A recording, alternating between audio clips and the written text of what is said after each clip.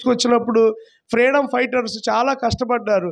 మహాత్మా గాంధీ మనకి స్వతంత్రాన్ని తీసుకొచ్చిన వారిలో ప్రాముఖ్యంగా మనకు గుర్తుకొచ్చే వాళ్ళు ఎవరంటే మహాత్మా గాంధీ. తర్వాత సర్దార్ వల్లభాయ్ పటేల్, ఉక్కు మనిషి అని పేరు ఉందన్నమాట ఈయనకి. తర్వాత భగత్ సింగ్, నాకు బాగా ఇష్టం భగత్ సింగ్ గారు చాలా పోరాడారు స్వతంత్రం కోసం. తర్వాత చంద్రశేఖర్ ఆజాద్, ఈయన కూడా చాలా కష్టపడ్డాడు స్వతంత్రం రావాలని. తర్వాత రాణి లక్ష్మీబాయి, ఒక స్త్రీ, ఈవిడ కూడా స్వతంత్రం రావాలని రాణి లక్ష్మీబాయి అనే ఆవిడ కూడా చాలా ప్రయాసపడింది. తర్వాత మంగళ్ పాండే కూడా రావడానికి చాలా ప్రయాసపడ్డాడు. తర్వాత జవహర్ లాల్ నెహ్రూ గారు, తర్వాత డాక్టర్ రాజేంద్ర ప్రసాద్, ఆయన కూడా చాలా ప్రయాసపడ్డాడు. తర్వాత అల్లూరి సీతారామరాజు అందరికీ తెలుసు. తర్వాత గంగాధర్ తిలక్, వీళ్ళు మాత్రమే కాదు ఇంకా చాలా మంది ఉన్నారు. అంటే నేను 10 మందినే జస్ట్ ఫైండ్ అవుట్ చేశా. వీళ్ళందరూ కూడా వాళ్ళ కుటుంబాలను విడిచిపెట్టారు, భవిష్యత్తును విడిచిపెట్టారు. బహుశా బ్రిటిష్ వాళ్ళు అని ఉంటారు, ఎందుకయ్యా మీకు పోరాటం, మేము అంత కొంత ఇస్తాంలే, మెదలకుండా ఉండండి అని ఉంటారు. లేదు, మా భారతదేశానికి స్వతంత్రం కావాలి అని వారి ప్రాణాలను త్యాగం చేశారు. నిజంగా వాళ్ళ ప్రాణాల యొక్క త్యాగమే ఈ రోజున మనకు స్వతంత్రం వచ్చింది. నిజంగా ఈ రిపబ్లిక్ డే నాడు దేవుడి సన్నిధానంలో అటువంటి మహానుభావులను, గొప్పవారిని మనం జ్ఞాపకం చేసుకున్నాం అంటే మనం నిజంగా చాలా ధన్యులు. మన కోసం పోరాడినటువంటి మహాత్ములు అనమాట. అందుకనే స్వతంత్ర సమరయోధులు అంటాం వాళ్ళని. స్వతంత్ర అదే మన కోసం పోరాడినటువంటి వారిని మనం ఈ రోజున జ్ఞాపకం చేసుకున్నాం. అందుకనే మన భారతదేశం క్షేమం కోసం, మన భారతదేశం రక్షణ పొందాలని, మన భారతదేశం యొక్క పటము అన్నిట్లో కూడా ఉండాలని మనం మన భారతదేశం యొక్క క్షేమం కోసం చిన్న ప్రార్థన చేద్దాం. అందరూ కళ్ళు మూసుకోండి.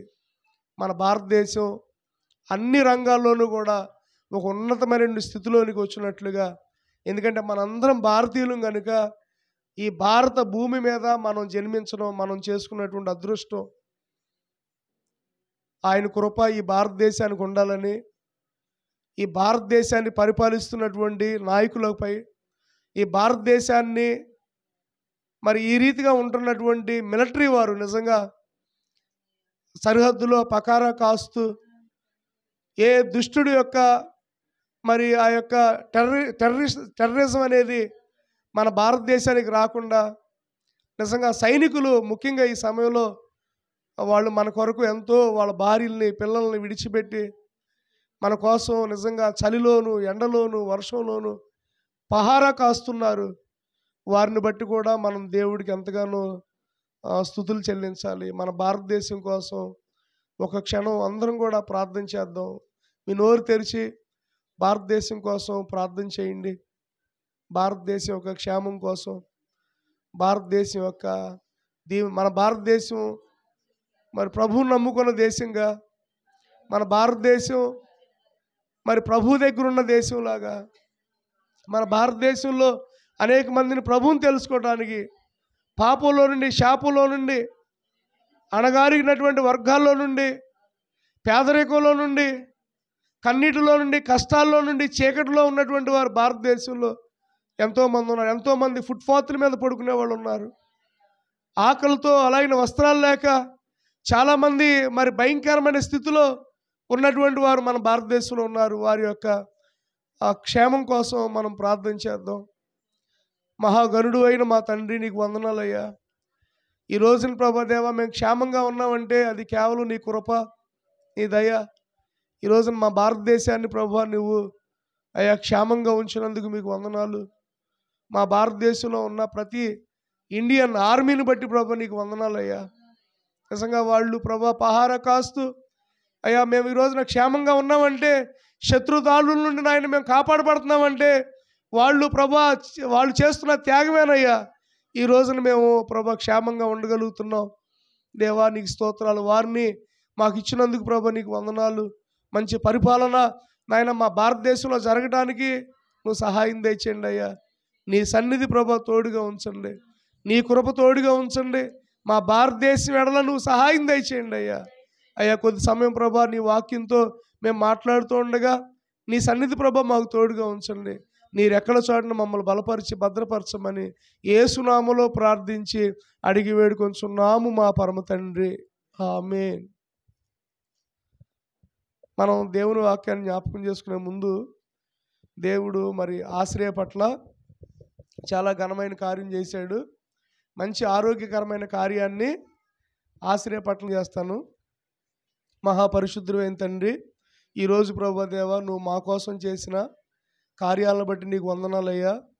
ఈరోజు ప్రభువా దేవా మేము సంతోషంగా ఉన్నామంటే అది కేవలం నీ కృపేనయ్యా. ఇదిగో కొద్దిసేపు ప్రభువా నీ వాక్యంతో మాతో మాట్లాడండి. నీ సన్నిధి మాకు తోడుగా ఉంచండి. యేసు నామములో ప్రార్థిస్తున్నాను తండ్రి, ఆమేన్. చూడండి, ఇప్పుడు మనం ఇవాళ నేను గణతంత్ర దినోత్సవం అంటే రిపబ్లిక్ డే గురించి చెప్పాను కదా, మనందరం విడిపించబడ్డామని చెప్పాను కదా. బైబిల్లో కూడా కొంతమంది విడిపించబడ్డారు. నేను ఆల్రెడీ ఒకసారి చెప్పాను ఈ మాటలో. మనకి 3 చెరలు ఉన్నాయి. ఎన్ని చెరలు? 3 చెరలు. అంటే 3 క్యాప్టివిటీస్ ఉన్నాయి మనకి.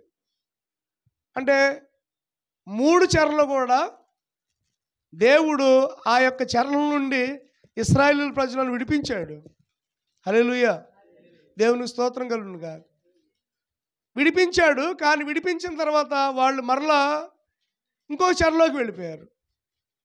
విడుదల పొందారు వాళ్ళు, కానీ విడుదల పొందిన వారు మరలా ఇంకో చెరలోనికి వెళ్ళిపోయారు. చూడండి, మొట్టమొదటి చెర రాసుకోండి, ఐగుప్తు చెర. ఐగుప్తులకు ఇశ్రాయేలులు బానిసలైపోయారు. ఎన్నాళ్ళు? వెరీ గుడ్, 430 సంవత్సరాలు. నిర్గమాకాండం చూడండి ఒకసారి. నిర్గమాకాండం 13వ అధ్యాయం అనుకుంటా, 12వ అధ్యాయము 40వ వచనం.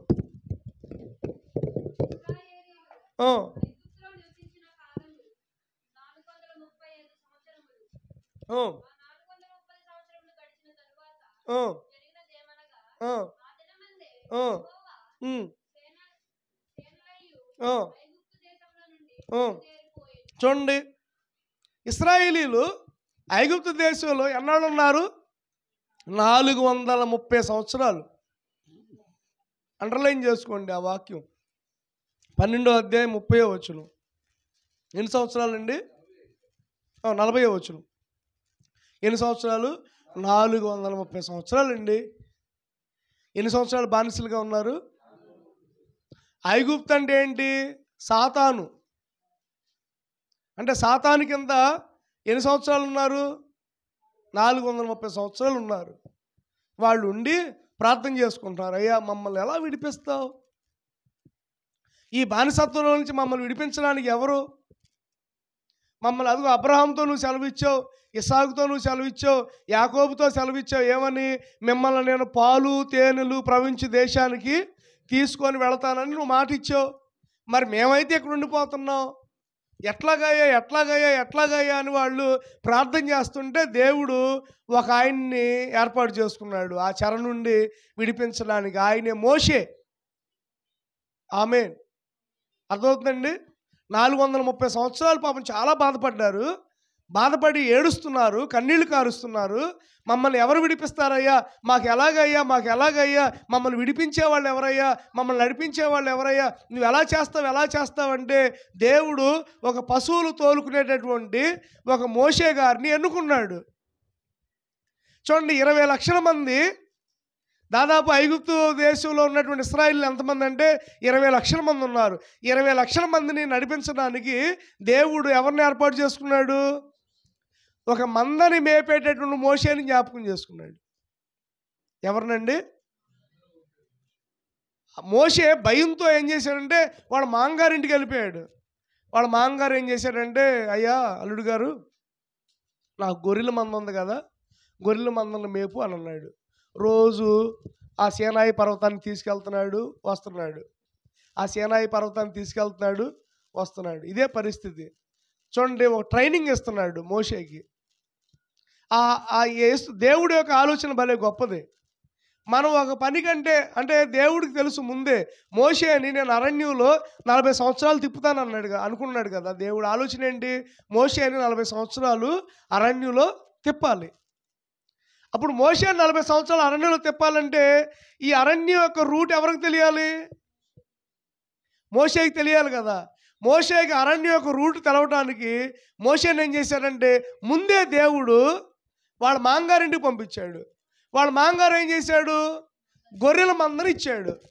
ఈ గొర్రెల మందని వేసుకొని రోజు ఆ రూట్లోకి వెళ్ళాడు అనమాట. ఏ రూట్లోకి?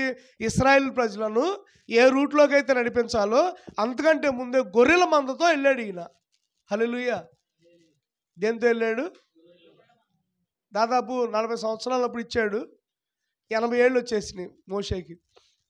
అంటే దాదాపు 39 సంవత్సరాలు 40 సంవత్సరాలు గొర్రెల్ని ఆయన మేపాడు. 40 సంవత్సరాలు మోపాడు గొర్రెల పని అన్నాళ్ళు చేశాడు. 40 ఇయర్స్ తీసుకెళ్తున్నాడు, రోజు వస్తున్నాడు, తీసుకెళ్తున్నాడు, రోజు వస్తున్నాడు. ఒకరోజు అలాగనే పొద్దున్నే గొర్రెల మందం తీసుకెళ్ళాడు. ఎక్కడికి? సీనాయి పర్వతానికి తీసుకెళ్ళాడు. సీనాయి పర్వతానికి తీసుకెళ్తుంటే గొర్రెల్ని మేపుతున్నాడు. ఆ గొర్రెలేమో తింటున్నాయి, గడ్డి అవి తింటున్నాయి. మోషే ఇలాగే ప్రార్థన చేసుకొని కూర్చుని ఉంటాడు. బహుశా ఏంటి నా పరిస్థితి, నేను రాజుగారి మందిరంలో ఉండాల్సిన వాడిని, ఎక్కడున్నానేంటి అనుకున్నాడు మోషే. ఈ లోపల ఒక పొద అగ్ని చేత కాలుతుంది. హల్లెలూయా. ఒక పొద ఇలా చూస్తున్నాడు, ఇలా ప్రార్థన చేసుకుంటున్నాడు. ఇలా చూడంగానే ఏంటి వెలుతురు కనబడుతుంది. ఏంటి వెలుతురు కనబడుతుందని చెప్పి చూస్తే ఒక పొద, ఒక గడ్డివాము కాలిపోయినప్పుడు ఎలా ఉంటుంది అలా కాలిపోతూ ఉంది. మా అయితే చూడండి, ఎంతసేపు ఒక ఇల్లు కావాలనుకోండి గంటలో అయిపోద్ది. అర్థమవుతుందండి? ఏదైనా ఒక పొద కాలాలనుకోండి ఎమ్మటో ఒక 2 గంటలు అయిపోద్ది. ఈ పొద కాలుతానే ఉంది. పొద్దున్న చూశాడు, పొద్దున్న గొర్రెలు తీసుకొచ్చినప్పుడు మోషే చూశాడు. మరలా మధ్యాహ్నానికి కూడా కాలుతానే ఉంది, మరలా సాయంత్రానికి కూడా కాలుతానే ఉంది. ఏంటా అని చెప్పి చూద్దామని వెళ్తే దేవుడు అన్నాడు, ఇది మండుతున్నటువంటి స్థలం పరిశుద్ధమైంది, నువ్వు చెప్పులిప్పి వెళ్ళు అన్నాడు. ఏమన్నాడు? నువ్వు చెప్పులిప్పి వెళ్ళమన్నాడు. ఆ ఎమ్మటే చెప్పులిప్పేసి వెళ్ళి చూస్తుంటే అగ్నితో పొద మండుతూ ఉంది, కానీ పొద కాలిపోవట్లా. హల్లెలూయా. అగ్నితో పొద మండుతూ ఉంది, కానీ పొద కాలిపోవట్లేదు, ఇంకా మండుతుంది. ఏంటా అని చెప్పి ఇలా చూడంగానే ఆ అగ్నిలో నుండి దేవుడు మాట్లాడాడు, నువ్వు నా పని చేయాలన్నాడు. అసలు ఆశ్చర్యం కదా. అప్పటికే మోషేకి 80 సంవత్సరాలు వచ్చేసినాయి. 79 సంవత్సరాలు, ఇంచుమించు 1 సంవత్సరం అటు ఇటు. 80 సంవత్సరాల వయసులో గొర్రెల మందం తీసుకుని వెళ్ళాడు. ఇంకా కొంచెంసేపు ఆగితే ఆ మందం తీసుకొని ఇంటికి వచ్చేస్తాడు. అలాంటి మోషేతో అగ్నిలో నుండి దేవుడు మాట్లాడాడు, నువ్వు నా పని చేయాలన్నాడు. నేను నీ పని చేయటం ఏంటి, నేను ఇంకా చేయను అన్నాడు. లేదు నువ్వు నా పని చేయాలన్నాడు. అప్పుడు అన్నాడు మరి దేవుడు, ఐగుప్తులు దేశంలో నా ప్రజలు మొర్ర పెడుతున్నారు, ఆ మొర్ర నాకు వినబడింది, ఆ మొర్ర నా దగ్గరికి వచ్చింది, నువ్వు వెళ్ళాలన్నాడు. మోషే అంటాడు, నాకు మాటలు సరిగ్గా రావు. ఏమంటాడు? నాకు మాటలు సరిగ్గా రావు. ఇంకా చాలా అంటాడు, నాలుగు చెప్తాడు అనమాట. 4 ఎక్స్క్యూజెస్ చెప్తాడు. నాకు మాటలు సరిగ్గా రావు అంటాడు. ఇంకోసారి అంటాడు, నేను నత్తివాడిని అంటాడు. ఇంకోసారి అంటాడు, నేను వెళ్తే వాళ్ళు నమ్మరు అంటాడు. నేను మాట్లాడతాను, నీకు నోటికి నేను ఉంటాను, నువ్వు వెళ్ళు. మాట్లాడేది ఎవరు? నేను మాట్లాడతాను. మీ అన్న అయినటువంటి అహరోన్ని మాట్లాడడానికి పంపిస్తాను, జస్ట్ నువ్వు వెళ్ళి నిలబడి అంటాడు. ఈయనకి భయం వేసేసి చాలా బాధపడతాడు అనమాట. అంతే కదా. ఒకేసారి సడన్గా దేవుడు మరలా ఆ దేశానికి పంపించడం అంటే మాటల 20 లక్షల మంది ప్రజలను మరి తోడుకొని తీసుకెళ్లాలంటే ఇట్ ఈస్ నాట్ ఈజీ. అప్పటికే అతనికి 80 ఏళ్ళు వచ్చేసినాయి, పెద్ద ఏడు అయిపోయాడు, ముసలాయన అయిపోయాడు. 80 ఏళ్ళ వయసులో మరలా భారం పెడుతున్నాడు దేవుడు. భారం పెట్టేది ఆయనే, భారాన్ని నెరవేర్చుకునేది కూడా ఆయనే. స్తోత్రం. అంటే పని చేయమని చెప్పేది ఆయనే, పని చేయటానికి సహకరించేది కూడా ఆయనే. మన పనుల్లో కూర్చో, అటు కూర్చో, ఇక్కడ కూర్చోకూడదు, అటు కూర్చో, సరే కూర్చో, యువతలు కూర్చో. మన భారం పెట్టేది ఆయనే, కానీ పనిచేసేది ఎవరు? మన మీద ఈ తట్ట పెట్టేది ఆయనే, బుట్ట పెట్టేది ఆయనే, మోత పెట్టేది ఆయనే. కానీ మోసేది ఎవరు? ఆయన మోస్తున్నాడు. స్తోత్రం కలుగును గాక. మన భారము చూడండి, మోసే మీద భారం పెట్టాడు. ఏం భారం? ఇప్పుడు ఈ ముసలాయన ఆ మందని ఆపేసి ఇప్పుడు వెళ్ళి చెప్పాలి మావయ్య గారికి, ఏమని, మావయ్య నేను ఇక దేవుడు రమ్మంటున్నాడు మావయ్య, నేను వెళ్ళిపోవాలని. వాళ్ళ మావయ్య గారి పేరేంటి? ఇత్రో. వాళ్ళ మావయ్య గారి పేరేంటి? ఇత్రో. ఇప్పుడు ఇత్రోకి చెప్పాలి వెళ్ళి, మావయ్య నన్ను రమ్మంటున్నాడు దేవుడు, నేను వెళ్ళిపోవాలంటే మావయ్య గారు ఏమని ఉంటాడు? ముసలోడు అయిపోతుందో ఇంకెందుకు, దేవుడి పని ఏంటి, దేవుడి పని దేం పని, ఏదో అగ్నిలో నుండి మాట్లాడే ఒక దేవదూత మాట్లాడాడు అంటున్నావు, దేవదూత కాదు ఏం కాదు దైవేమో అని అంటారు కొన్నిసార్లు. ఏమంటారు? నీకు పిచ్చి పట్టింది అంటే ఇక్కడ నీకు పని ఎక్కువగా ఉందని నువ్వు వెళ్ళిపోతాను అంటున్నావా అని అంటాడేమో అనుకున్నాడు ఎవరు? మోషే. కానీ మోషే వెళ్ళి వాళ్ళ మావయ్యకి చెప్పాడు, మావయ్య నన్ను వెళ్ళిపోమంటున్నాడు దేవుడు అంటే. అలాగే వెళ్ళు, నువ్వు దేవుడి పని చేయి, ఇగో నీ భార్యని తీసుకుని వెళ్ళు, నీ పిల్లలు అప్పటికే మోషేకి 2 పిల్లలు. ఎంతమంది? నాలాగా 2 పిల్లలు, మీలాగా 2 పిల్లలు, మీలాగా 2 పిల్లలు. మన మన మన మన మన క్యాస్టే మోసేది. 2 పిల్లలు. అర్థమవుతుందండి? మోసేది ఎవరు? 2 పిల్లలు, 2 కూడా మగపిల్లలు. మోషేకి 2 మగపిల్లలు. పాప మగపిల్లలను తీసుకొని వెళ్ళి తన భార్యతో వెళ్ళిపోయి ఇప్పుడు వెళ్తున్నాడు పనికి. వెళ్ళి ఇశ్రాయేలుతో అన్నాడు, దేవుడు నన్ను పంపించాడు మిమ్మల్ని అందరిని విడిపించడానికి. వాళ్ళు నమ్మలా, ఎవరో నమ్మలా. వాళ్ళు నిన్ను పంపించడం ఏంటి, అబ్బాయి నువ్వెలా చేస్తావు అని అనుకున్నారు వాళ్ళు. ఈ లోపల కర్రని ఏం చేశాడు తెలుసా? ఒక సూచక్రియకి చేయమంటాడు. కర్రను పడి ఆ కర్రను పట్టుకోమంటాడు, పాము అవుద్ది. మరలా పామును పడి మరలా పామును పట్టుకోమంటాడు, కర్ర అవుద్ది. దేవుని స్తోత్రం. కర్రను పట్టుకోవడం ఈజీ, పావును పట్టుకోవడం, పావును చూస్తేనే అక్కడ పావును చూస్తే ఇక్కడ ఉంటాం. మోషేతో అంటాడు, నువ్వు కర్రను తీసుకొని, నీ కర్ర ఉంది కదా, నీ చేతిలో కర్ర ఉంది. మోషే చేతిలో ఏముంటుంది? ఆ కర్రను తీసుకొని వెళ్ళి ఫరో దగ్గర పడి, ఇశ్రాయేల్ దగ్గర పడి ఆ కర్రను ఇట్లా టచ్ చేయి, పావు అయింది అంటాడు. కర్ర పడేస్తాడు, పట్టుకోగానే పావు అయింది. అసలు ఎట్లా అంటుంది. అనగానే మరలా అంటాడు దేవుడు, నువ్వు ఆ పావు తోకని పట్టుకోమంటాడు. తోక పట్టుకోవాలన్నా తల పట్టుకోవాలన్నా గట్స్ ఉండాలి, బాడీలో ధైర్యం ఉండాలి. గప్పుకుని అలా ఎలా పట్టుకుంటారు చూడండి. గొంగడి పురుగుని పట్టుకుంటారా మీరు? గొంగడి పురుగు సపోజు ఇక్కడ ఎక్కింది, పాగుతుంది, మాటల మీద ఇలా చూస్తాం. గొంగడి పురుగు, ఇక్కడున్న గొంగడి పురుగు ఇలా తీసి అలా వేయలేవు, అమ్మో అని చెప్పి ఇలా ఎమ్మడి కొట్టేస్తాం. సరే, ఇక్కడ మనం మాట్లాడుకుంటున్నాం, మీ పక్కనే గొంగడి పురుగు ఉంది చూడండి, ఏం చేస్తారు? పట్టుకుంటారు దాన్ని. గాజు పురుగుని పట్టుకుంటారా? మరి పావును పట్టుకోవడం అంటే మోషేతో అన్నాడు, నువ్వు పావును పట్టుకోమన్నాడు. మోషే పావు తోక పట్టుకోగానే మరలా కర్ర అయిపోయింది. అంటే మొత్తానికి సూచక్రియ అక్కడ జరిగింది. తర్వాత మోషేతో అంటాడు, నువ్వు ఇలా నీ చెయ్యి నీ గుండె మీద ఇలా పెట్టమంటాడు. ఇలా గుండె మీద పెట్టగానే ఇలా తీయమనగానే ఈ చెయ్యి కుష్టి వ్యాధిగ్రస్తులాగా అయిపోద్ది. తర్వాత మరలా ఆ చెయ్యి ఇలాగే పెట్టమంటాడు. ఇలా పెట్టంగానే ఆ చెయ్యి మరలా బాగైద్ది. ఇట్లా 2 సూచక్రియలు చేస్తాడు. ఎక్కడ? ఇశ్రాయేలీయుల ముందు. ఈ 2 సూచక్రియలు చేసిన తర్వాత ఇశ్రాయేలీయులు నమ్ముతారు, ఆహా మన కోసం వచ్చినటువంటి రక్షకుడు, మనల్ని నడిపించడానికి వచ్చినటువంటి రక్షకుడు మోషే, కాబట్టి మనం నమ్ముదాం అని చెప్పి మోషేకి లోబడ్డారు. మోషేకి లోబడి అప్పుడు మోషే ఏం చేస్తాడు?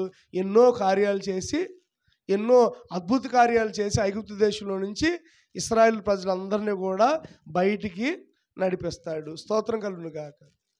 ఇప్పుడు ఐగుప్తు చెర నుండి వాళ్ళు విడుదల పొందారు లేదా? చెప్పండి, అర్థమవుతుందా? ఐగుప్తు చెర నుంచి విడుదల పొందడానికి ఎవరిని నడిపించాడు దేవుడు? మోషే. దేవునికి స్తోత్రం కలుగును గాక.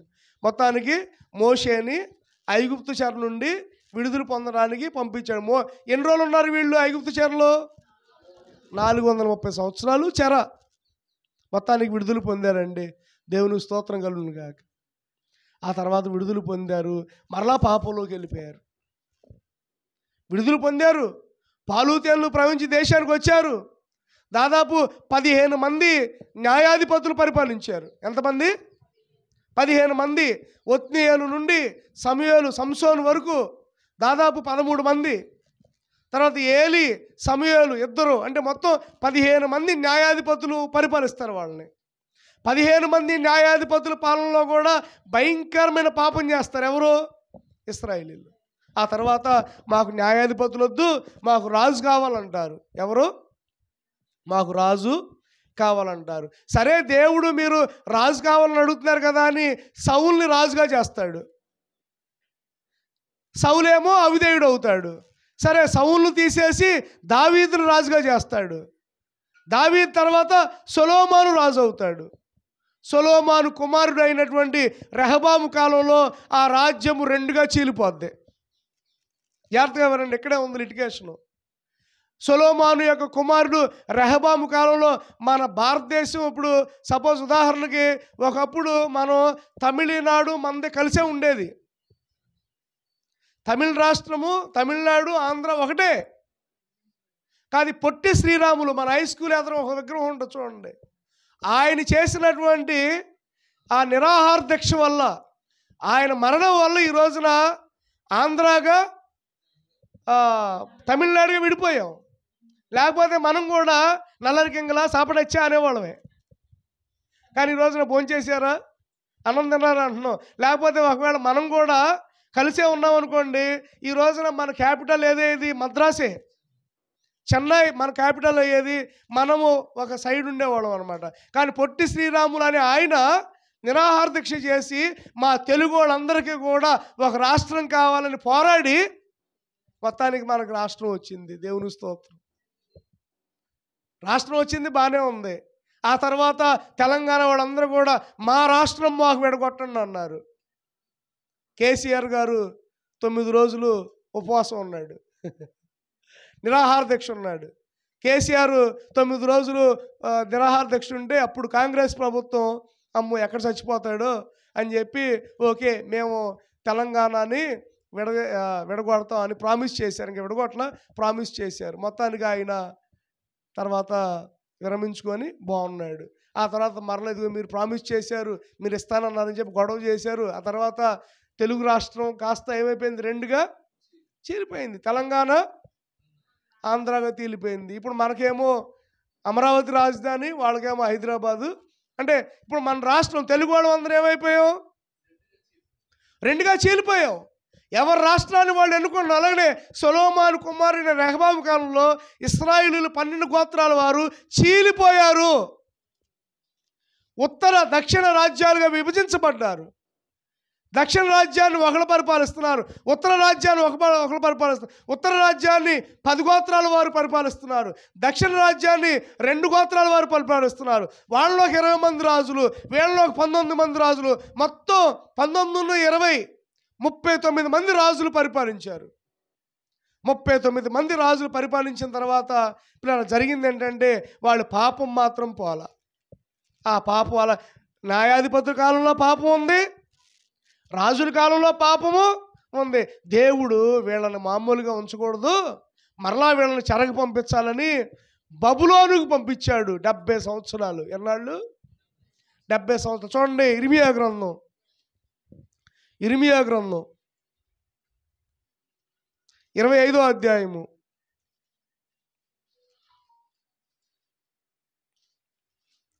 ఇర్మియా గ్రంథము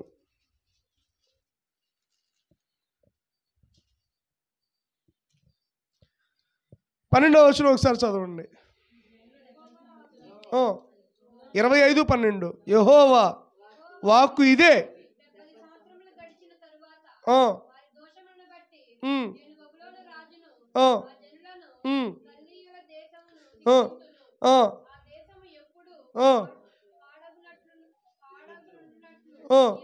చూడండి 70 సంవత్సరాలు బబులోను రాజు కిందకి వెళ్ళిపోయారు. ఎవరు? దేవుడి బిడ్డలు. ఒకప్పుడు ఐగుప్తు బానిసల కింద దాదాపు 430 సంవత్సరాలు ఉన్న వీళ్ళు మొత్తానికి విడిపించబడ్డారు. ఎవరి ద్వారా? మోషే ద్వారా. ఐగుప్తు బానిసత్వం నుంచి విడిపించింది ఎవరు? వీళ్ళని గుర్తుపెట్టుకోవాలి. ఐగుప్తు బానిసత్వం నుంచి విడిపించింది ఎవరు? మోషే. విడిపించబడ్డారు, నడిపించబడ్డారు. వాళ్ళు మొత్తానికి పాలు తేలు దేశంలోనికి వెళ్ళారు. కానీ ఆ తర్వాత మరలా పాపం చేసి దేవుడి యొక్క ఉగ్రతకు పాలై మరలా వాళ్ళు బబులోను దేశానికి బానిసలుగా వెళ్ళిపోయారు. ఎన్నాళ్ళంటే 70 సంవత్సరాలు. ఎన్నాళ్ళండి? 70 సంవత్సరాలు. 70 years. 70 years వాళ్ళు మరలా వాళ్ళు బానిసలుగా ఉన్నారు. ఎవరి చేతి కింద? బబులోనీల చేతి కింద. అప్పుడే దానియేలు, అప్పుడే హెజ్కేలు, అప్పుడే ఎస్తేరు, ఆ కథలన్నీ కూడా అక్కడ మనం చూస్తామన్నమాట. 70 సంవత్సరాల్లో బానిసలు అయిపోయారు. ఎవరి చేతి కింద? బబులోను రాజు వీళ్ళని నలక్కొట్టేశాడు. ఒకప్పుడు బాగున్నారు, దేవుడు విడిపించాడు వాళ్ళని. మరలా వాళ్ళు చేసిన పాపాన్ని బట్టి మరలా బానిసలుగా అయిపోయారు. ఎక్కడికి? బబులోను దేశానికి. మొత్తానికి బబులోను దేశంలో 70 సంవత్సరాలు ఉన్నారు. 70 సంవత్సరాల తర్వాత జెరుబ్బాబేలు, గమనించండి, 70 సంవత్సరాల తర్వాత జెరుబ్బాబేలు వారిని విడిపించాడు. ఆమేన్. ఈ ఐగుప్తు బానిసల్ని మోషే ఎలాగైతే విడిపించాడో, బబులోని బానిసల్ని ఎవరు విడిపించారంటే జెరుబ్బాబేలు విడిపించాడు. స్తోత్రం కలుగునుగా. ఎవరు? ఎజ్రా గ్రంథం 1వ అధ్యాయంలో ఉంటుందన్నమాట. జెరుబ్బాబేలు నాయకత్వంలో ఇశ్రాయేలీలు విడుదల పొందుతారు. దేవునికి స్తోత్రం. యోధా వారు విడుదల పొందుతారు. హల్లెలూయా. ఐగుప్తు బానిసత్వం ఎన్నాళ్ళు? 430 సంవత్సరాలు. ఆ ఐగుప్తు బానిసత్వం నుంచి ఎవరు విడిపించారు? మోషే. ఆ బబులోను బానిసత్వం ఎన్నాళ్ళు? 70 సంవత్సరాలు. బబులోను బానిసత్వం నుంచి ఎవరు విడిపించారు? జెరుబ్బాబేలు. ఇంకొక బానిసత్వం ఉంది చూడండి. హెబ్రీ పత్రిక 2వ అధ్యాయము. ఇది ఈ రోజున నేను చెప్పాలనుకున్నటువంటి మెయిన్ అంశం. హెబ్రీ రాసిన పత్రిక 2వ అధ్యాయము. హెబ్రీ 2. ఏమ్మా బైబిల్ లేదేంటి? తీ మరి. ఎవరు టికెట్ వాళ్ళదే, టికెట్ తీసుకోవాలి. మా ఆయన తీసుకున్నాడండి అంటే సరిపోద్దా? కాదు, బస్సులో కూడా తీసుకోవాలి కదన్నా. టికెట్లు సరేనన్నా అన్న చెప్పేది బాగానే ఉంది. కానీ ఇద్దరికి తీసుకుంటే పర్వాలా, ఒక్కడికే తీసుకుంటే అలాగని ఎవరి బైబిల్ వాళ్ళు తప్పనిసరిగా ఉండాలి, చదవాలి, చూడాలి. వాక్యం చెప్పేటప్పుడు బైబిల్ చూడాలి. చూడండి, హెబ్రీ పత్రిక 2వ అధ్యాయము 14-15 వచనాలు.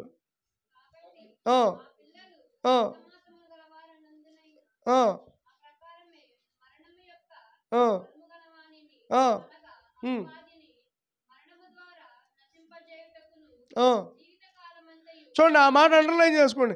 జీవితకాలం అంతయు చూడండి, మరణ భయము చేత దాస్యమునకు లోబడిన వారిని విడిపించడానికి.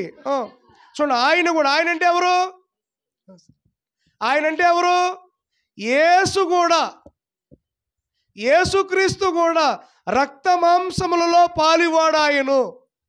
అంటే ఇప్పుడు ఐగుప్తులు చెర అన్నాళ్ళు 430 సంవత్సరాలే. మా బబులోను చెర అన్నాళ్ళు 70 సంవత్సరాలే. కానీ పాపము చెర అన్నాళ్ళు తెలుసా? జీవితకాలం అంతా. ఒక వ్యక్తి పాపంలో పడితే ఆ పాపంలో పడిన వాడు మరలా బయటికి వస్తాడు అనేది లేదు, రాలేడు. ఆ పాపంలో నుండి వాడు బయటికి. ఒకడు ఐగుప్తు చెర అయితే విడిపించడానికి మోషే వచ్చాడు, బబులోను చెర అయితే విడిపించడానికి జెరుబ్బాబేలు వచ్చాడు. కానీ ఒక వ్యక్తి పాపంలో పడ్డాడంటే ఆ పాపంలో నుంచి విడిపించడానికి ఎవ్వరూ రారు. కన్న తల్లిదండ్రులు విడిపించలేరు, తోడబుట్టిన వాళ్ళు విడిపించలేరు, బంధువులు విడిపించలేరు, స్నేహితులు విడిపించలేరు, ఎవరు విడిపించలేరు. కానీ మనల్ని విడిపించడానికి ఒక ఆయన వచ్చాడు. ఆయనే యేసయ్య.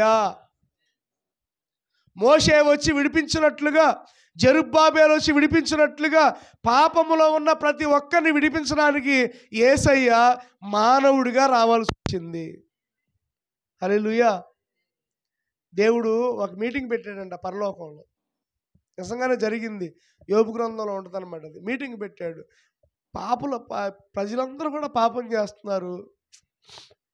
వీళ్ళని ఈ పాపంలో నుంచి విడిపించడానికి ఎవరు వెళ్తారు అని అడిగితే ఎవరో కూడా మేము వెళ్తాం అని అన్నారు. కానీ సిలువ మీద వేలాడాలి. దూతలు వచ్చారంట, నేను వెళ్తానండి కానీ సిలువ మీద వేలాడాలి. అమ్ము బాబాయ్ నేను వెళ్ళను. గాబ్రియేలు దూతలందరూ కూడా అన్నారంట, మేము వెళ్ళి విడిపించేస్తాం అన్నాడంట. మొత్తానికి దేవుడు అన్నీ చెప్పాడు. ఏమని? ఇదిగో ఇలా ఉంటుంది మొత్తం చూపించాడు వాళ్ళకి. ఇదిగో ఇలా వెళ్ళి ఇలా బాధలు పడాలి, ముళ్ళ కిరీటం పెడతారు, బల్లెపోడుతో డొక్కలో పొడుస్తారు, చేతుకు మేకులు కొడతారు, ఇక్కడ మేకులు కొడతారు. చూడండి, ఇప్పుడు మనం ఆపరేషన్ చేయించుకోవాలంటే చేయించుకుంటామా? భయం వేస్తుంది కదా.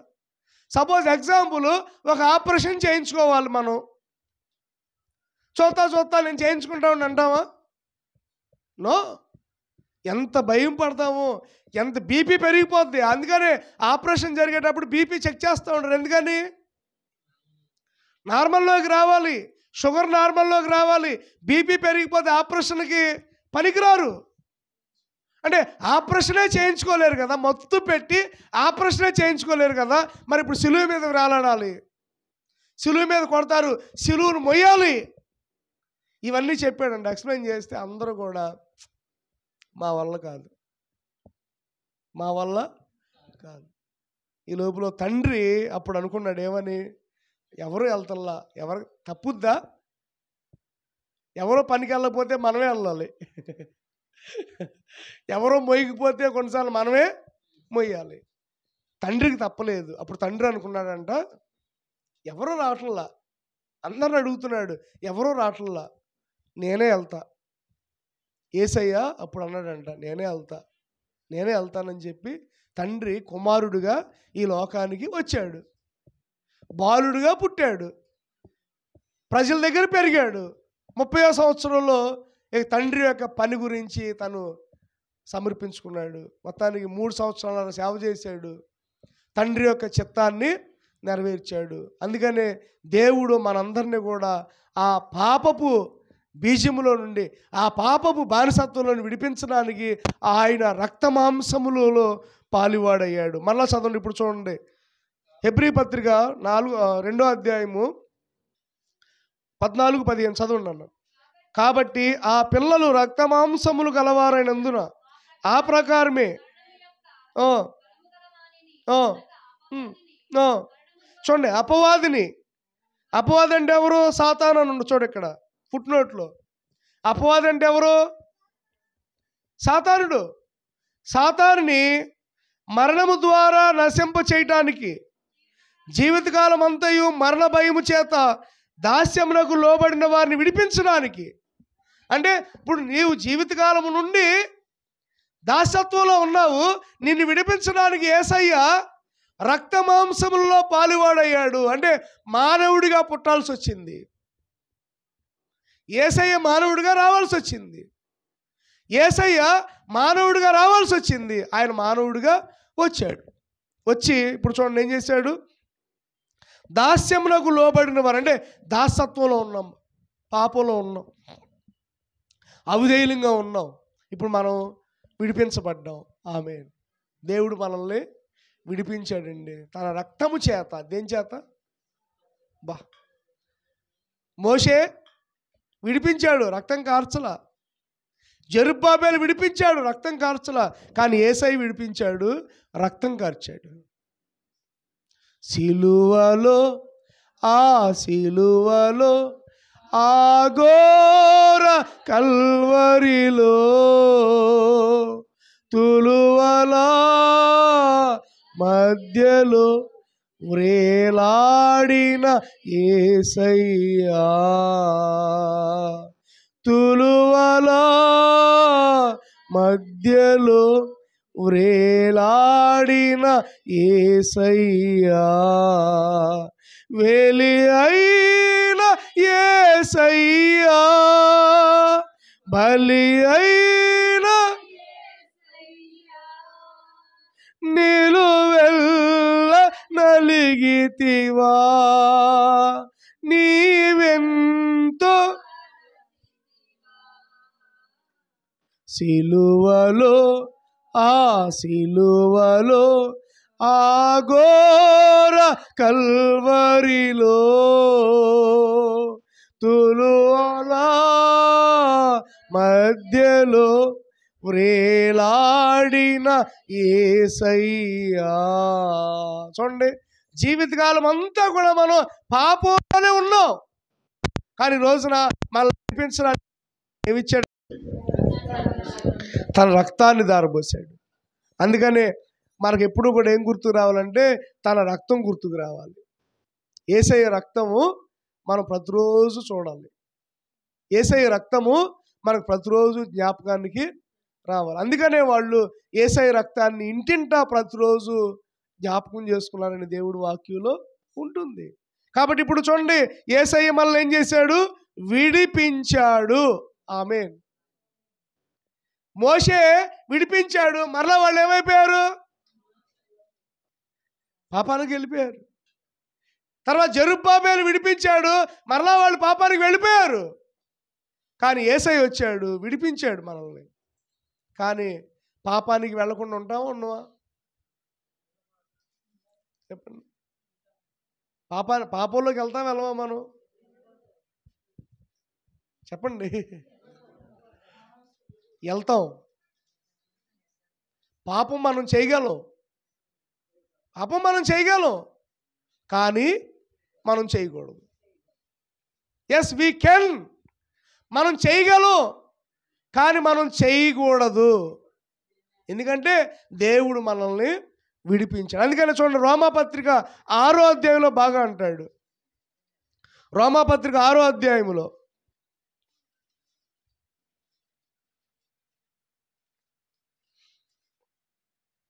రోమాపత్రిక 6వ అధ్యాయంలో చాలా మంచి మాట అంటాడు అపోస్తలుడైన పౌలు. 6వ వచనం, 6వ అధ్యాయం 6వ వచనం, రోమాపత్రిక 6వ అధ్యాయం 6వ వచనం.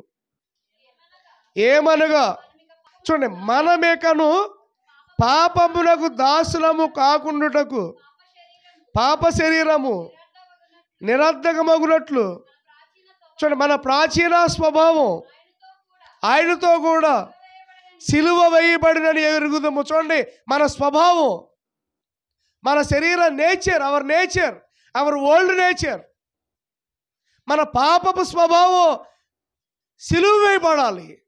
ఆమేన్. మన పాపము స్వభావం. అందుకని మనం పాపము చేయకుండా ఉండాలి అంటే మన స్వభావం ఏమవ్వాలి? సిలువ మీద వేలాడాలి. నా స్వభావం. అందుకనే రక్షణ పొందిన తర్వాత యుద్ధం జరుగుతుంది. ఇందాక రమ్య నేను ఒకసేపు మాట్లాడుకున్నాం ఆరాధనకు ముందు. ఇదే ఈ స్వభావం గురించి మనం మాట్లాడుకున్నాం. ఇప్పుడు యుద్ధం జరుగుద్ది. రక్షణ పొందారు కదా, ఈ సంవత్సరం బాప్తిసం తీసుకున్నారు కదా, సీమోన్ గారు, దేనమ్మ గారు, తర్వాత రమ్య, నాని గారు, తర్వాత బుజ్జి గారు, 5గురు బాప్తిసం తీసుకున్నారుగా. వాళ్ళల్లో యుద్ధాలు జరుగుతాయి. యుద్ధం దేంతో? పాత స్వభావానికి. అంటే వాళ్ళతోనే కాదు యుద్ధాలు, మనకే జరుగుతాయి యుద్ధాలు. మన పాత స్వభావం ఏమంటుంది? ఈ రోజుకి మందిరం వద్దులే అంటుంది. కాతన దేవుని స్వభావం ఏమంటుంది? నువ్వు వెళ్ళు అంటుంది. ఒకవేళ ఏదైనా గమనించండి, ఒక అన్యుల కార్యక్రమాలు ఏదైనా జరుగుతున్నాయి అనుకోండి, మన ఓల్డ్ నేచర్ ఏమంటుంది? మనకు కావాలిగా, రేపు వాళ్ళు మనతో రావాలిగా అని అంటుంది. కానీ దేవుడు, పరిశుద్ధాత్మ దేవుడు ఏమంటాడు? వద్దు, అలా చేయొద్దు, పశ్చాత్తాపంలోనికి నడిపిస్తాడు పరిశుద్ధాత్మ దేవుడు. అందుకని పాపం మనం చేయగలం, కానీ మనం పాపము చేయకూడదు. ఇప్పుడు మందు తాగాడండి, బాగా మందు తాగేవాడు ప్రభువు నమ్ముకున్నాడు. ప్రభువు నమ్ముకున్న తర్వాత దాన్ని గమనించండి, వాడికి ఆ మందు మీద ఆలోచన రాకూడదు. కానీ పాపపు ఆలోచన ఏమొస్తుంది? తాగాలనిపించవచ్చు, కానీ తాగకూడదు. కానీ ఓల్డ్ నేచర్ ఏమంటుంది అంటే, మన నూతన స్వభావం ఏమంటుంది? తాగకూడదు. నువ్వు రక్షణ పొందావు. ఇప్పుడు సపోజు మీ ఇల్లు కడుగుతారండి, తుడుస్తారండి, మా సీబాబు లాంటి వచ్చి తుక్కుపోస్తాడు, మీరేమంటారు చెప్పండి? ఏమంటారు మీరు? మీరు పరమాన్నం వండుతారండి, పరమాన్నం వండుతారు, చక్కగా మంచిగా పరమాన్నం రెడీగా పెట్టారు, చుట్టాలు వస్తున్నారు మన ఇంటికి. మన రీతిగా వెళ్ళి తెలియక కూర్చోమ్మా, రీతిగా తెలియక వెళ్ళి అందులో మట్టేసింది. ఊరినే తెలియక ఆ మూత తీసి ఇలా ఇలా మట్టి చేతులతో ఇలా పట్టుకొని ఇట్లా ఇట్లా ఇట్లా అంది. మీరు ఏమంటారు? ఊరుకుంటారా? చెప్పండి, మీరు ఊరుకుంటారా? చెప్పండి. అంటే షర్టు వేసుకున్న షర్టుకి మరకైతేనే బట్టలు ఉతికేటప్పుడు మంత్రాలు పడతాయి కదా, మాకు మంత్రాలు పడతాయా లేదా? వేసుకున్న షర్టుకి మరకలు పడితేనే మంత్రాలు పడతాయి కదా. అంటే వేసుకున్న షర్టు శుభ్రంగా లేదనుకోండి, మరి ఉతకలేరు కదా వాళ్ళు. అంటే దేవుడు మనల్ని క్లీన్ చేసాడు. హీ క్లీన్డ్, మన హృదయాన్ని క్లీన్ చేసాడు, మన శరీరాన్ని క్లీన్ చేశాడు. మరలా ఆ క్లీన్ చేసిన దాంట్లో ఇందాక నేను పరమాన్నంలో మట్టి ఎత్తి ఎలా ఉంటుందో, మీరు ఊడిసినటువంటి ఇంట్లో మరలా చెత్త ఎత్తి ఎలా ఉంటుందో అలా ఉంటుంది. అందుకని పాపపు స్వభావం మనలోకి రాకూడదంటే దాన్ని ఏం చేయాలి? సిలువలో దాన్ని మనం వేయాలి. సిలువ వేసి మేకులు కొట్టాలి. యేసుప్రభు సిలువ వేయబడ్డాడు, కానీ మనం రోజు మన పాప స్వభావాన్ని పొద్దున్నే లేకంగానే సిలువుకి మేకులు కొట్టుకోవాలి. ఈ రోజున నా పాపపు ఆలోచనలు నీ సిలువుకేసి మేకులు కొడుతున్నాను. ఒకవేళ అలా సిలువుకేసి మేకులు కొట్టలేదు అనుకోండి, ఆయనకి సిలువ వేసినట్లు. ఆయన అనుకుంటాడు వీళ్ళు వాళ్ళ పాపాలను బట్టి సిలువ వేసుకోవట్లేదు కానీ నాకేస్తున్నారు సిలువ. మరలా పాపం చేయకుండా ఉండాలి. మనం పాపం చేసామనుకోండి, ఆయన మనం సిలువ వేసినట్లుగానే, ఆయన మనం సిలువుకి అప్పగించాం అన్నట్లుగా ఉంటుంది. అందుకని ఏమన్నాడు 6వ అధ్యాయం 6వ వచనంలో, మనమేక పాపమునకు దాసులము కాకూడదు. ఒకప్పుడు అయ్యారు, ఒకప్పుడు అన్యుల్లో ఉన్నాం కాబట్టి అన్ని సంబంధించిన కార్యక్రమాల్లో అన్యులకు సంబంధించిన విషయాల్లో ఉన్నాం, కానీ ఇప్పుడు ఉండటానికి నో, నెవర్. ఎందుకంటే దేవుడు చెప్తున్నాడు మరలా మీరు దానికి దాసులు కావద్దు. ఐగుప్తీయులు చెర నుంచి విడిపించబడ్డారు. జెరుబ్బాబెలు యూదులందరినీ విడిపించాడు, కానీ యేసయ్య మనల్ని విడిపించాడు. ఇప్పుడు మరలా మనం పాపం చేసామనుకోండి, యేసయ్య ఏమనుకుంటాడు తెలుసా? ఇందుకోసమా నేను సిలువ మీద వేలాడింది, ఇందుకోసమా నేను మేకులు కొట్టించుకుంది, ఇందుకోసమా నేను బల్లెపు పోటుతో పొడిపించుకుంది, ఇందుకోసమా నేను వీళ్ళ కోసం నేను సిలువ మోసింది అని ఆయన మనం బాధ పెట్టినటువంటి వారు అవుతాం. అందుకని మన పాపపు స్వభావం ఏం చేయాలి? విడిచిపెట్టాలి. అందుకని ఈ భయంకరమైన పాపంలో నుండి మన భారతీయులు విడిపించబడుదురుగాక. భారతదేశం ఈ రోజున ఎలాగైతే ఇప్పుడు గమనించిన స్వతంత్రం జరుపుకుంటుంది, మనం మన రాజ్యాంగాన్ని జ్ఞాపకం చేసుకుంటున్నాం, కానీ మనకి దేవుడిచ్చిన రాజ్యాంగం ఏంటో తెలుసా? ఇది. ఇందాక నేను అన్నాను 1947లో స్వతంత్రం వచ్చింది, 1950లో రాజ్యాంగం వచ్చింది. ఎన్ని సంవత్సరాలు రాశారు రాజ్యాంగం? వెరీ గుడ్, 2 సంవత్సరాలు పైబడి 3 సంవత్సరాల లోపు రాశారు. కానీ ఇది 15 సంవత్సరాల వ్యవధిలో రాయబడింది. రాజ్యాంగాన్ని రాసింది ఎవరు?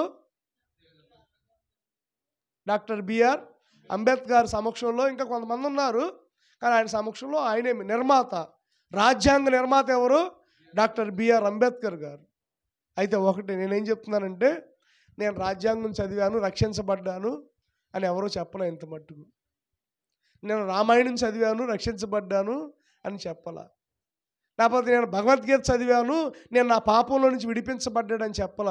కానీ నేను బైబిల్ చదివాను, నా త్రాగుబోతు నుండి నేను విడిపించబడ్డాను. నేను ఒకప్పుడు వ్యభిచారిని, నేను బైబిల్ చదివాను, నేను విడిపించబడ్డాను, నేను ఈ రోజున మంచిగా మారాను అని చెప్పిన వాళ్ళు చాలామంది అరుదు. కానీ బైబిల్ మనకి దేవుడిచ్చినటువంటి ఇదేంటిది? ఇది రాజ్యాంగం, సంఘానికి ఇచ్చినటువంటి రాజ్యాంగం. కాబట్టి ఇప్పుడు చూడండి, ఇప్పుడు భారత రాజ్యాంగం ప్రకారం మనం కొన్ని హక్కులు ఉన్నాయి మనకి. భారత రాజ్యాంగం ప్రకారం మనం ఇండియాలో వెళ్ళేటప్పుడు లెఫ్ట్ నుంచి వెళ్ళాలి, వచ్చేటప్పుడు రైట్. అది కూడా హక్కే, రాజ్యాంగంలో ఉన్నది. వెళ్ళేటప్పుడు ఇటు వెళ్ళాలి, వచ్చేటప్పుడు అమెరికాలో వేరు. అమెరికా రాజ్యాంగం ప్రకారం, అమెరికా కాన్స్టిట్యూషన్ ప్రకారం వెళ్ళేటప్పుడు ఇటు వెళ్ళాలి, వచ్చేటప్పుడు ఇటు రావాలి. అలాగని మనం కూడా మన భారతదేశంలో లేదు నేను ఇటే వెళ్తానని ఇటు వెళ్ళామనుకోండి, ఒకవేళ ఎవరన్నా గుద్దేశామనుకోండి, కేసు పెట్టామనుకోండి, మనమే తప్పు పొందుకున్న వాళ్ళం అవుతాం. అందుకనే మార్గంలో గీట్లు ఉంటాయి. ఎందుకుంటాయి? మార్జిన్లు వేసి ఉంటాయి. ఆ మార్జిన్ యువతల ఒకవేళ యాక్సిడెంట్ అయిందనుకోండి పర్వాలేదు, అంటే కొంత మనం కాపాడబడతాం. అంటే మార్జిన్ ప్రకారంగా వెళ్తాం కదా, అంటే భారత రాజ్యాంగ ప్రకారం నడుస్తాం కదా. అలాగనే మనకి దీని ప్రకారం మనం నడవాలి. ఇదేం చెప్తుంది? అది మనం చేయాలి. మనకు అధికారం ఎవరు? బిషప్ గారు కాదు. మన అధికారం ఎవరు? పాస్టర్ గారు కాదు. మీ అధికారం ఎవరు? బైబిల్. నేను కాదు. నేను చెప్పినట్టు నడవద్దు. Don't follow my teaching, follow Bible. నేను ఏదైనా చెప్పొచ్చు కాక, నేను ఏదైనా చెప్తా, కానీ నేను చెప్పింది మీరు తీసుకోవద్దు, బైబిల్ చెప్పింది మీరు తీసుకోండి. నేను చెప్పింది బైబిల్లో ఉంటేనే నడవండి. లేకపోతే మీరు నాతో అనండి, పాస్టర్ గారు మీరు తప్పు చేస్తున్నారు, మీరు తప్పు చెప్తున్నారు, బైబిల్లో లేదు కదా, అలా చెప్తున్నారేంటి అని అనండి, తప్పు లేదు. మనం ఎలా ఉండాలి? ఇది మనకి అధికారం. మనకు ఎవరండి అధికారం? ఎవరు మనకి? బైబిల్. అందుకని ఇప్పుడు మనం ఐగుప్తు దేశంలోంచి విడిపించబడ్డారు వాళ్ళు, కానీ మరలా పాపం చేశారు. బబులోను దేశంలోంచి విడిపించబడ్డారు, మరలా పాపం చేశారు. కానీ యేసయ్యలో నుంచి విడిపించబడ్డాం, మరలా ఒకవేళ పాపం చేస్తే ఏంటి? కానీ నిజం చెప్పను ఒక మాట, నిజంగా కనుక రక్షణ పొందితే పాపము చేయుడు. నిజంగా రక్షణ పొందినవాడు పాపము చేయటానికి కూడా వాడికి మనసు రాదు. ఒకవేళ పాపం చేస్తున్నాడంటే, మరలా తాగుతున్నాడు, మరలా తిరుగుతున్నాడు, మరలా వ్యభిచారం అయ్యాడంటే అర్థం ఏంటి తెలుసా? అతను నిజమైన రక్షణ పొందలేదు. నిజమైన రక్షణ పొందుకున్నవాడు పూర్తిగా దేవుడి మీదే ఆధారపడి ఉంటాడు. ఇక చచ్చిపోతాడు కానీ పాపం మాత్రం చేయడు. కాబట్టి మనం పాపం అనేటటువంటి బానిసత్వంలో నుంచి విడిపించబడ్డాం. ఆమేన్.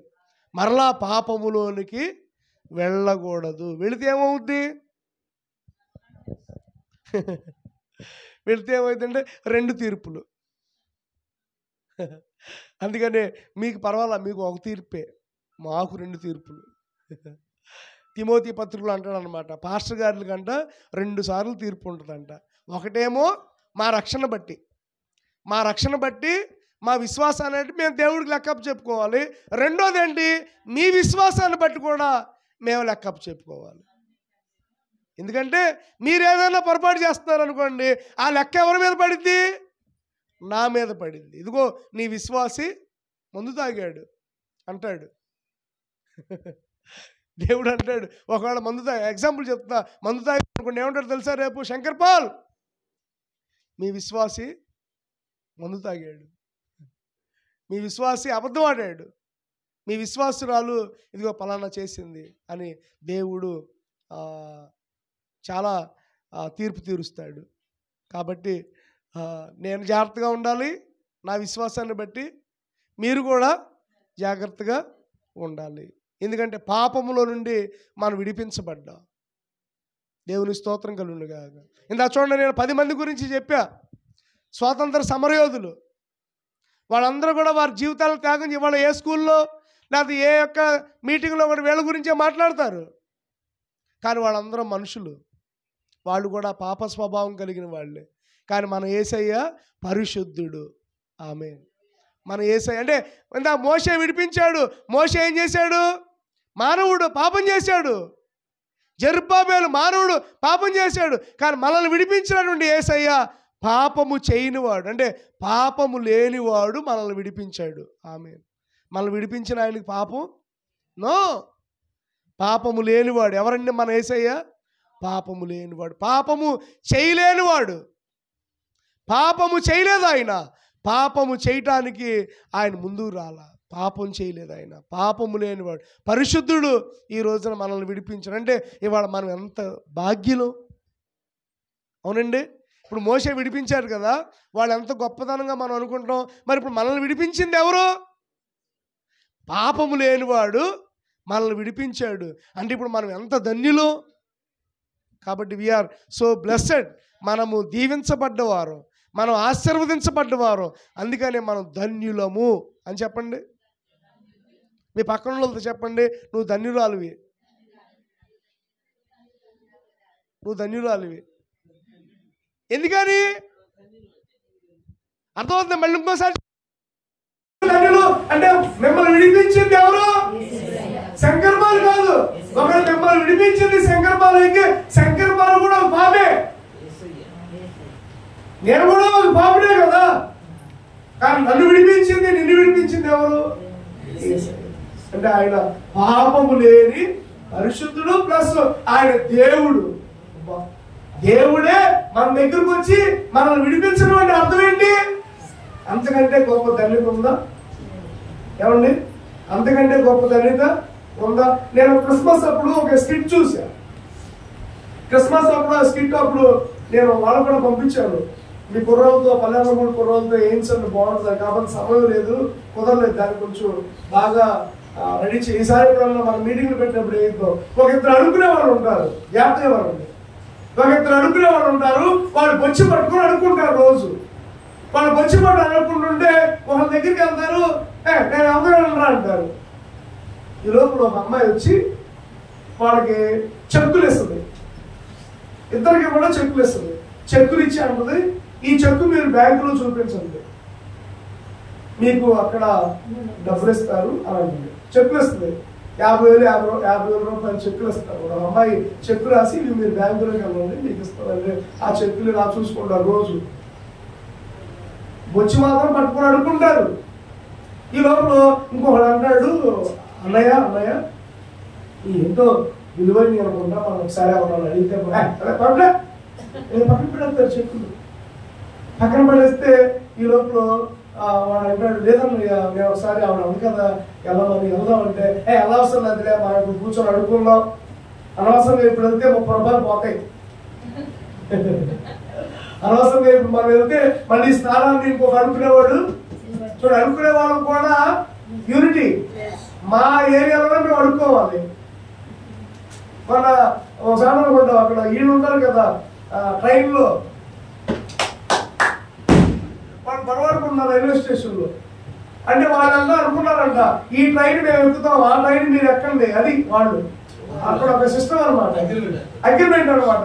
రత్నాచల ఎక్స్ప్రెస్ మేము ఎక్కుతాం, శాతవాహన ఎక్స్ప్రెస్ మీరు ఎక్కండి, ఇట్లా అగ్రిమెంట్ గొడవ అవుతుంది. ఏంటో గొడవ అవుతుంది అనగానే నాకు ఆశ్చర్యం అనిపించింది. తర్వాత ఎవరినో అడిగితే ఉన్నారు, లేదు వాళ్ళు ఎలాగో ఖాళీగా ఉంది కదా ఈ ట్రైన్ ఎక్కి అడుక్కుంటున్నారు, అందుకని వాళ్ళు ఊరుకోలేదంట. మీ ట్రైన్ మీరు ఎక్కకుండా మా ట్రైన్ ఎక్కుతారేంటి అని చెప్పి అనుకోవడం. అర్థమవుతుందండి గొడవ పడరా? ఇప్పుడు ఆటోలు చూడండి, మా తేలపురంలో చూడండి, అక్కడ దాకా ఎందుకు తేలపురంలో ఆటోలు చూడండి. ఎవరైనా ఆటో ఎక్కించుకున్నారనుకోండి, ఆ ఆటోలో నిలబడిన వాళ్ళు ఏమంటారు?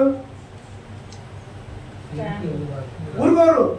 మీరు వచ్చి ఎక్కించుకుంటారండి, మేమే వెళ్ళాలి, ఈ లైన్లో లేదు, క్యూలో మేము ఇప్పుడు దాకా ఉన్నాం, మా ఆటోలో ఎక్కాలి, అసలు మీరు ముందుకెళ్ళి ఎక్కండి అంటారు. సీరియల్లో లేదు, సీరియల్లో ఉన్న ఆటోనే ముందు పంపిస్తారు. అర్థమవుతుందండి? అలాగే ఉంటారు. గమనించండి, మన యొక్క స్థానాన్ని ఇంకొకరు ఆక్రమించుకుంటారా, మనం వెళ్ళొద్దని చెప్పి వెళ్ళండి. 4 రోజులు అయిపోద్ది ఎవరు. ఈ లోపల ఈ గీడితో రాకూడదని చెప్పి అది వెళ్ళిపోతాడు. వెళ్ళిపోయి ఆ డబ్బులు తెచ్చేసుకొని తాను తన భార్య పిల్లలు కారులో వస్తారు. ఎవరి దగ్గరికి? అనుకునేవాడు దగ్గరికి. కారులో వస్తే వీడు బాబు ఎవరో అనుకొని, అయ్యా ధర్మం చేయండి అయ్యా అంటే, అన్నయ్య నేను రా అంటాడు. అదే నువ్వా ఏంటి ఎలా మారిపోయావండి, కారులో వచ్చేవండి, ఎంత రాసుకునేవండి? అరే పిచ్చోడా, ఆవిడ మనకి ఇచ్చింది చెత్తకాయకాలు కాదురా, చెక్కులు రా. నేను బ్యాంకులోకి వెళ్ళాను, తెలంగాణ నాకు 50 లక్షల రూపాయలు ఇచ్చింది, నేను తెచ్చుకున్నాను, కారు కొనుక్కున్నాను, బ్రహ్మాండంగా ఉన్నాను ఇవాళ అంటే ఈ లోపల అతను పిచ్చోడు అయితే నేను కూడా అందులో వెళ్తుంటే ఆ సీన్ టైం అయిపోయింది. చెక్కు పని చేయదు, ఆ చెక్కు పని చేయదు. టైం అయిపోయిందని టైం అయిపోయి తీసుకొచ్చారు అంటారు. చెక్కు పని చేయదు. అంటే దేవుడు మనకి ఇచ్చిన కృప మనం వ్యర్థం చేసుకోకూడదు. దేవుడు మనకి ఇచ్చిన కృప మనల్ని ఒక ఉన్నతమైన స్థానంలో నిలబెట్టడానికి చూస్తుంది. ఆయన కృప మనల్ని ఒక ఉన్నతమైన స్థానంలో ఉంచడానికి చూస్తుంది. కానీ ఆ కృపను మనం ఏం చేస్తాం? వ్యర్థం చేసుకుంటాం. అయ్యో అయ్యో అని దాని విలువ మనం ఉంచిన వారిగా ఉంటుంది. కాబట్టి దేవుడు కృపామయుడు, మనకి ఇచ్చినటువంటి కృప ధన్యత. అందుకని చూడండి, ఏప్రిల్ పత్రిక 2వ అధ్యాయం మరొక మాట జ్ఞాపకం చేసుకుని ప్రార్థన చేసుకున్నాం. 2వ అధ్యాయంలో 12వ అధ్యాయంలో ఉంటుంది. ఏప్రిల్ పత్రిక 2వ అధ్యాయం 3వ వచనం. ఎంత గొప్ప రక్షణను మనము నిర్లక్ష్యము చేసిన ఎలాగూ తప్పించుకుంటాం. కాబట్టి చూడండి, ఎంత గొప్ప రక్షణ మనం నిర్లక్ష్యం చేయకూడదు. దేవుడు మనకి ఇచ్చిన రక్షణ మనం నిర్లక్ష్యం చేయకూడదు. నిర్లక్ష్యం చేస్తే చెప్పండి, డోంట్ నెగ్లెక్ట్. మనం దేవుడు ఇచ్చిన రక్షణ మనం నిర్లక్ష్యం చేయకూడదు. నిర్లక్ష్యం చేయకూడదు. మనకు దేవుడు గొప్ప రక్షణ ఇచ్చాడు. ఆమేన్. ఆ రక్షణ మనం నిర్లక్ష్యం చేయకూడదు. అట్టి కృప దేవుడు మనకు తోడుగా ఉండి కాచి కాపాడి నడిపించును గాక. ప్రార్థన చేసుకుందాం. తలలో ఉంచండి. ఎంత గొప్ప రక్షణ మనం నిర్లక్ష్యం చేస్తే మీరు తప్పించుకోలేరని దేవుడు వాక్యం మనతో మాట్లాడుతున్నాడు. కాబట్టి ఐగుప్తు బానిసత్వం నుంచి దేవుడు వాళ్ళని విడిపించాడు. బబులోను బానిసత్వం నుంచి దేవుడు వాళ్ళని విడిపించాడు. కానీ పాపం అనే బానిసత్వం నుంచి పరిశుద్ధుడైన దేవుడు, ఆయనే రక్షకుడై